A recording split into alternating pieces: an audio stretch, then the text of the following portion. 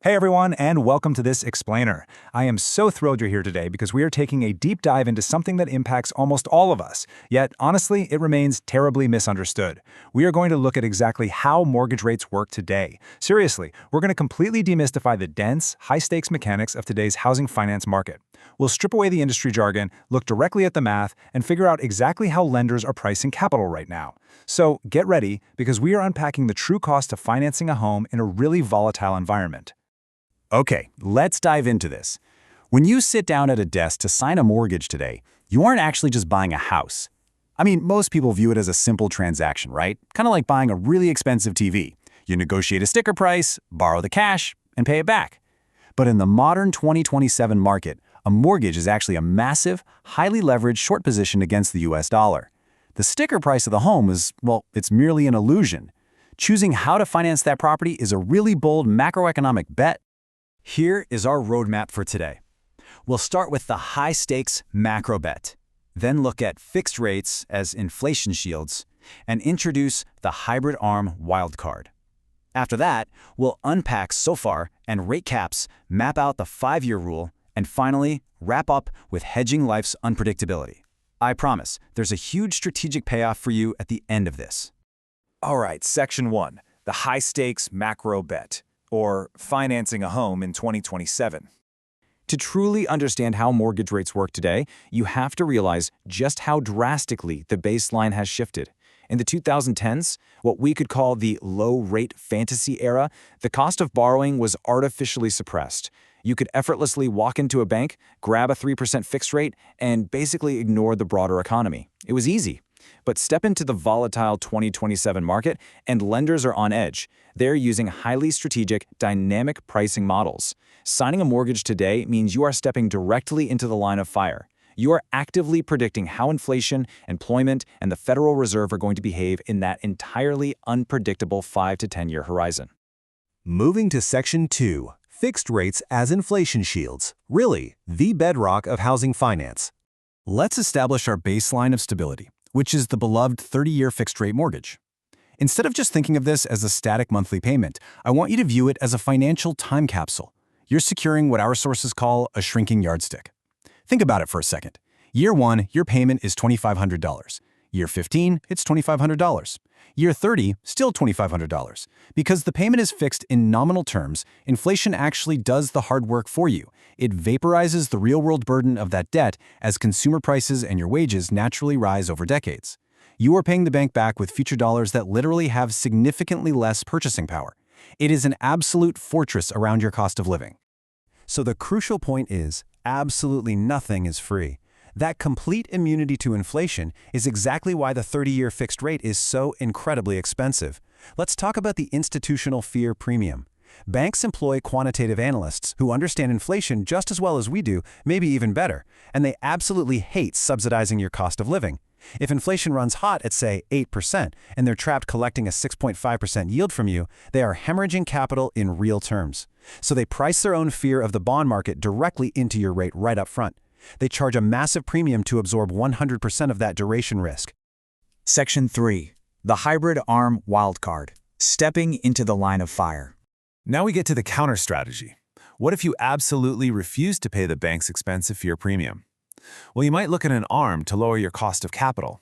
Now I know, the brand of the ARM was notoriously ruined by the 2008 crash. People hear adjustable and they instantly panic. But we need to clarify that modern 2027 variants are entirely different instruments. We're talking about hybrid ARMs. They don't just float freely from day one. They offer an initial period of guaranteed predictability followed by a variable phase.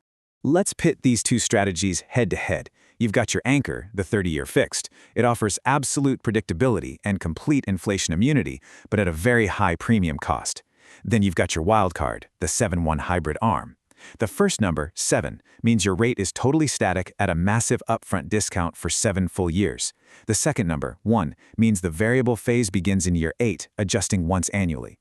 The trade-off is super clear. You get discounted capital today, but you are agreeing to eventually carry some of that macroeconomic risk yourself down the road.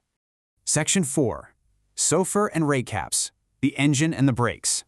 We really need to look at exactly what happens when that variable phase hits in year 8. The bank doesn't just raise your rate arbitrarily because they feel like it, right? The adjustment is tied to a transparent financial benchmark called SOFR, which stands for the Secured Overnight Financing Rate. It's the real-time cost of banks borrowing cash from one another overnight, collateralized by U.S. Treasuries.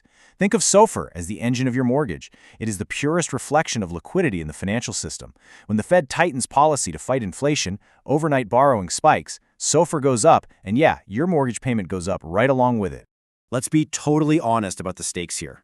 Tying a 30-year asset to an overnight lending rate introduces a terrifying level of volatility for the average homeowner.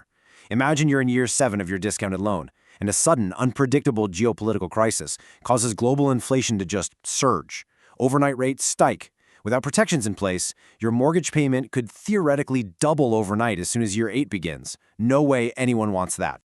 Now, let's relieve some of that tension. The reason you don't instantly go bankrupt in year 8 is because of legal safeguards called adjustment caps. I actually like to think of this as bumper bowling for your mortgage. The source material heavily emphasizes a standard 2-2-5 structure. Step 1 is the initial cap, a 2% maximum shock absorber for year 8, regardless of what SOFR does. Step 2 is the periodic cap, meaning the rate cannot shift up or down by more than 2% in any subsequent year, which forces massive economic shifts to be digested slowly by your budget.